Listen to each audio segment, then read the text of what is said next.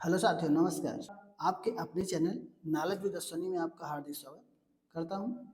और आज हम लोग बात करने वाले हैं जीके जीएस, जो कि कोई भी एग्जाम हो, चाहे एनटीपीसी, लेखपाल, ग्रुप डी, कोई भी एग्जाम हो, आपके लिए क्लास उपयुक्त है। ये शुरू करते हैं। पहला क्वेश्चन है, लोधी वंश का अंतिम शासक कौन था? बात करते हैं लोधी वंश की। तो लोधी वंश कब से कब तक शुरू हुआ था? इसका टाइम पीरियड क्या था? 1451 से ईस्वी से 1526 ईस्वी तक। 1451 से 1526 ईस्वी तक ये था लोधी वंश। लोधी वंश। बात करते हैं गुलाम वंश की। गुलाम वंश कब से कब तक था? सबसे पहला वंश यही था 1206 से 1290 ईस्वी। ठीक है। खिलजी वंश। खिलजी वंश कब से कब तक था? वो था 1290 से 1320 ईस्वी। तुगलक वंश। तुगलक वंश ये कब से कब तक था? ये था 1320 से 1414 ईस्वी। ठीक है। और इसके बाद सैयद वंश, ये कब से कब तक था? 1414 से 1451 तक। और इसके बाद लास्ट लोधी वंश था, जो था 1451 से 1526 ईस्वी तक। इसमें सबसे ज्यादा टाइम पीरियड किसका था, ये पूछा जाता है कि इसमें से जो ये गुलाम वंश, खिलजी वंश, जितने भी वंश हैं, 5 वंश हैं, इसमें सबसे ज्यादा किसका शासनकाल था? तो वो था सबसे ज्यादा तुगलक वंश का, सर्वाधिक टाइम। ठीक है।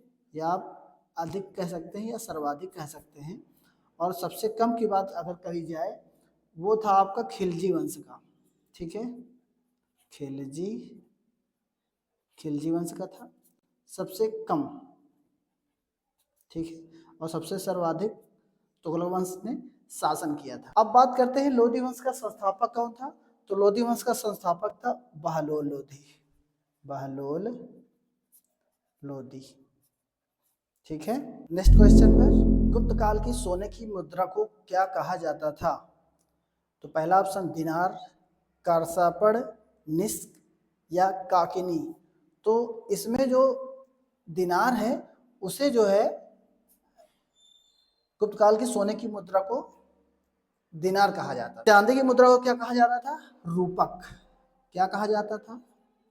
रूपक या रुपयक। क्या कहा जाता था? रुपयका। ठीक है। रूपक या रुपयका।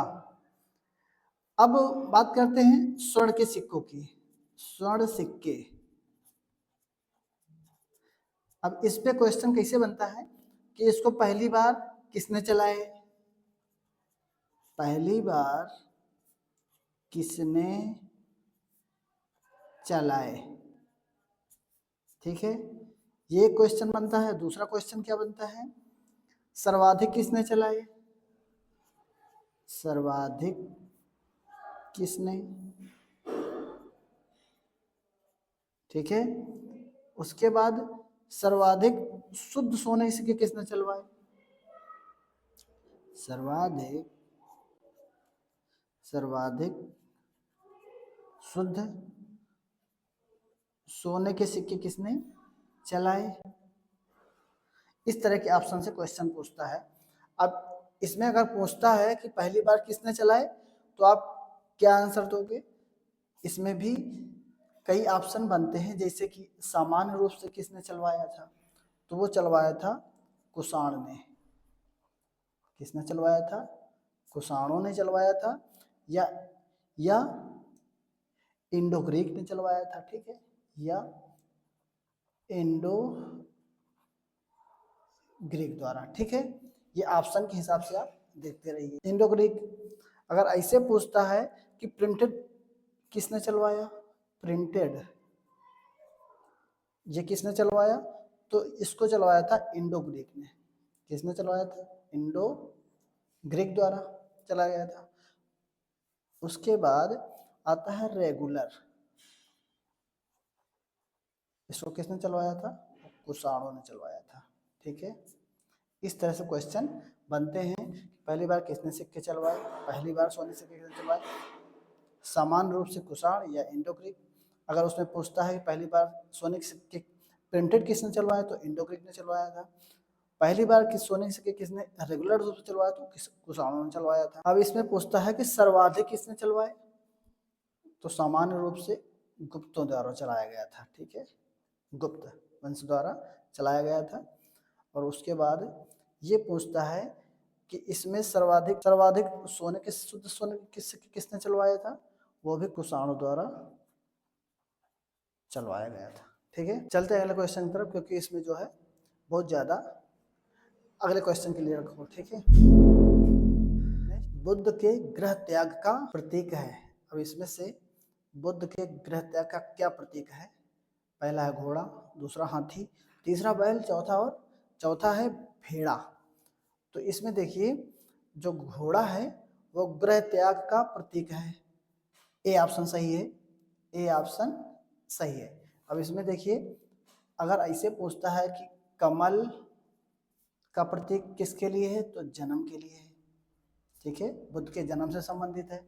अगर पूछ ले कि सिंह किससे संबंधित है इनके प्रतीक में, तो समृद्धि। ठीक है, और पीपल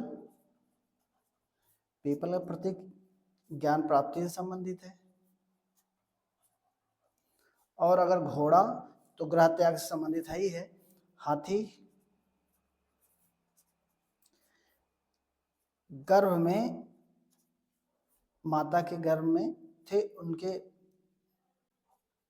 प्रतीक के लिए है हाथी। जब ये माता के गर्भ में थे उनका प्रतीक है हाथी। और जब बैल प्रतीक की बात करें तो होता है युवावस्था, युवा। तो ये बुद्ध से संबंधित है, इनको आप क्रम से लिख लेना।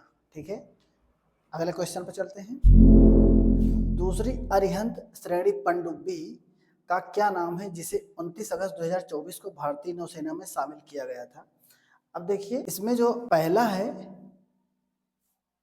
पहला आईएनएस चक्र,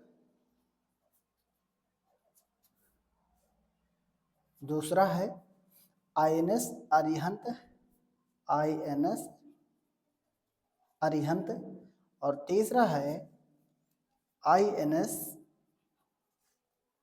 अरिघाट, और चौथा है आईएनएस अरिदमन, ठीक है। दूसरी अरिहंत श्रेणी पनडुब्बी कौन सी थी? तो वो थी आपकी सी ऑप्शन, आईएनएस अरिघाट। ठीक है, आईएनएस अरिघाट। इनमें से किस राज्य सरकार द्वारा फसल विशिष्ट वस्तु बोर्ड स्थापित करने की घोषणा की गई है? महाराष्ट्र, उत्तर प्रदेश, उड़ीसा या केरल द्वारा?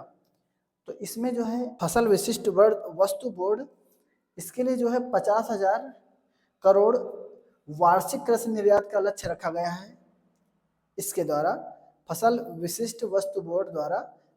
तो ये किसके द्वारा, किस राज्य द्वारा? ये यूपी द्वारा किया गया है। ठीक है, इसमें जो है 50,000 करोड़ वार्षिक कृषि निर्यात का लक्ष्य रखा गया है। ठीक है, किसान कल्याण आयोग का गठन, किसान कल्याण आयोग का गठन कब किया गया था? 2017 में। ठीक है, आपको होमवर्क में एक क्वेश्चन आपको बताना है कमेंट के माध्यम से कि यूपी का राजकीय